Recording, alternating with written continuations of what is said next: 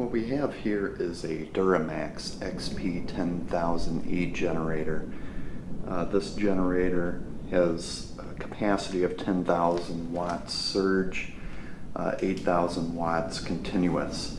And the reason why we purchased this generator is because the electricity around here is like a third world country. I mean, if you get tired of replacing food in your refrigerator and freezer, if you're tired of getting gouged at hotels for extended power outages, you definitely need to get a generator, and that's why we got one. This one right here is pretty powerful. It's enough to run an air conditioner during the summer if need be.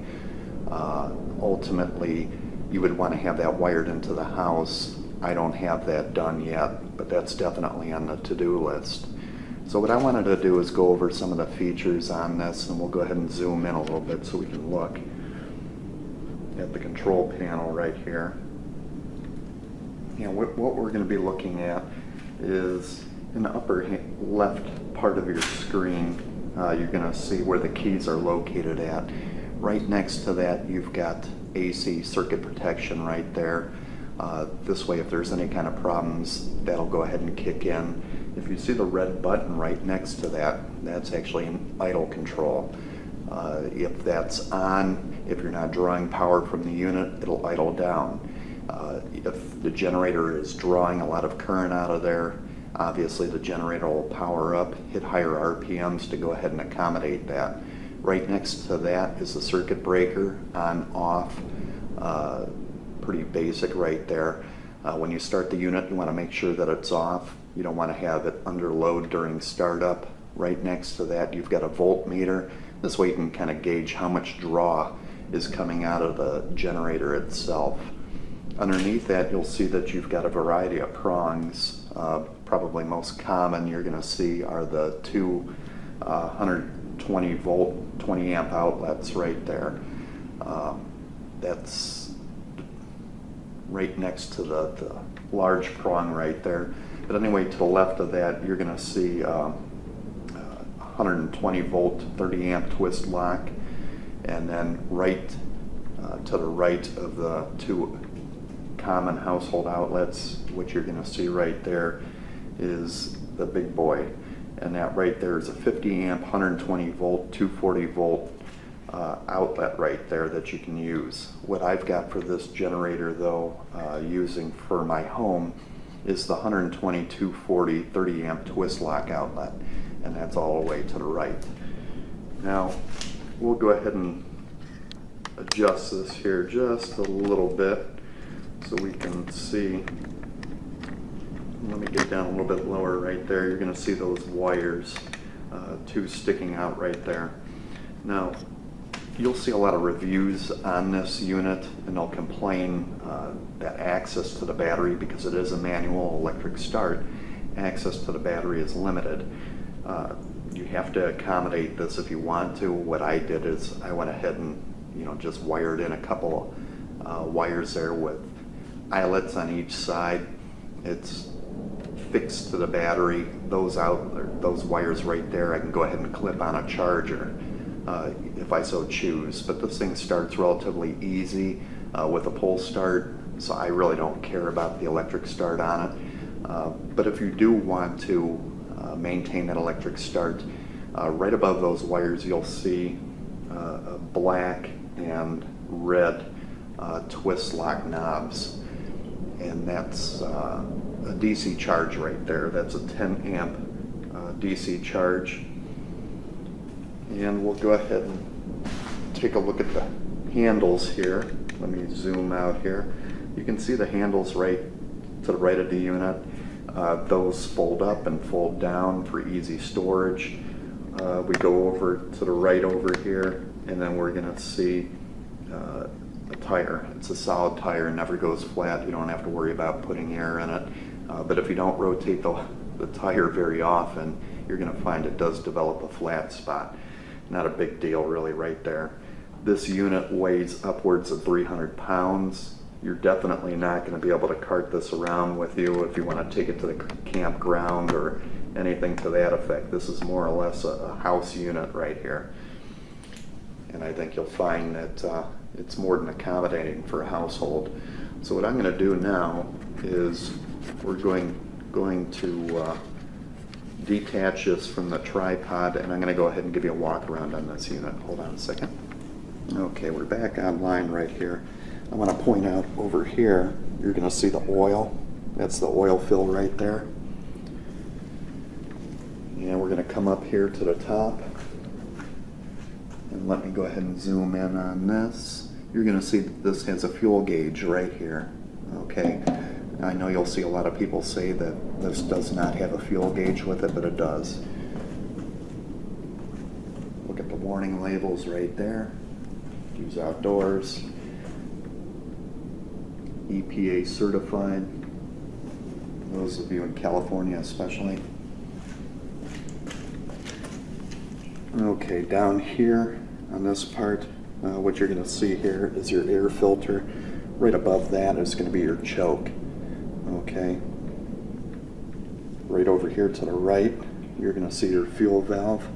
Up above it, it gives you instructions. You'll see instructions here for the choke as well. And the muffler. Right there's the outlet. Right here. I know some people, what they'll do is they'll attach something to this and actually vent it out so they can run it indoors. That's something you really want to do. If there's a problem, carbon monoxide poisoning is definitely a killer.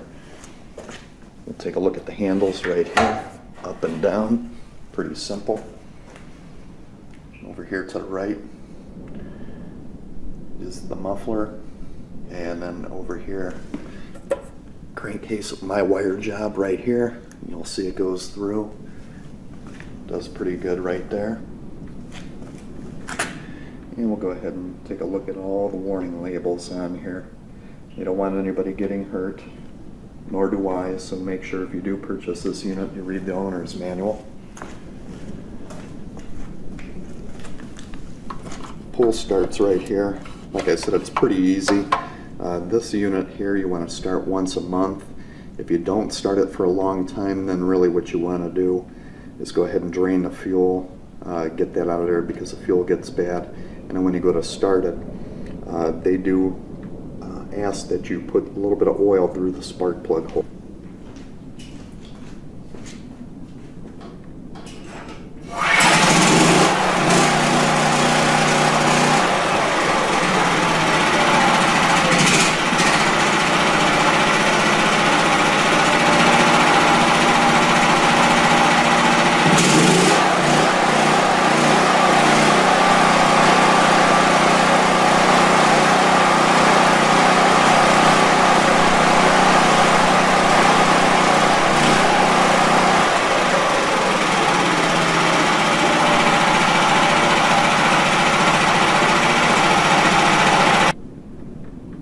There you have it. I mean, it's a very solid unit.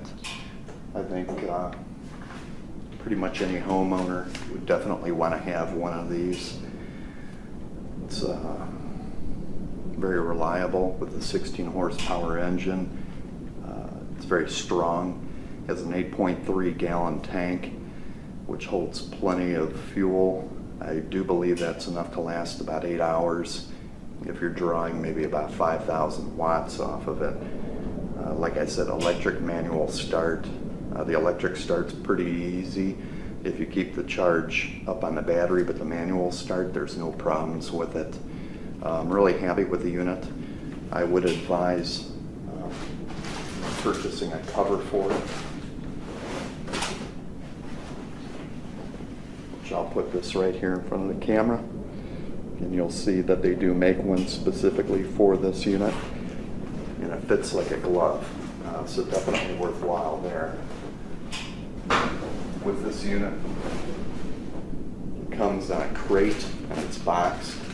The crate is nothing much to speak of. It's very thin wood, so you can actually break it apart pretty easy if you want to use it for firewood out in a fire pit or just to dispose of. You can. You also get some accessories with it. You're going to have an oil fill funnel here, some outlets that you can go ahead and purchase a wire up yourself. Here's the alligator clips, which I use to clip onto my leads that I put on the unit there and hook it to a charger. There's also a spark plug socket right there. And inside this bag in here, you're going to find some, additional tools there. Nothing major. Just, the fitting here for the spark plug socket. But I think you'll find it's a very good unit for the price. Just right around the $1,000 mark, a little bit more. You can pick it up with free shipping, and freight on a 300-pound item is definitely not cheap. As one that ships a lot of goods, I can tell you that'll save you approximately $200 depending upon what region of the United States you're located at. I'm real happy with it. It's nice to have on hand, and this gets a thumbs up from me. So I'll go ahead and put a link to this in the description where I bought it at, and I'll put some other specifications down there as well so you can take a look at. And if you have any questions, by all means, go ahead and leave a comment. If this video helped you in making a purchase decision, please go ahead and like it, whether you buy the unit or not. My goal is to put out information that's accurate and helpful to you.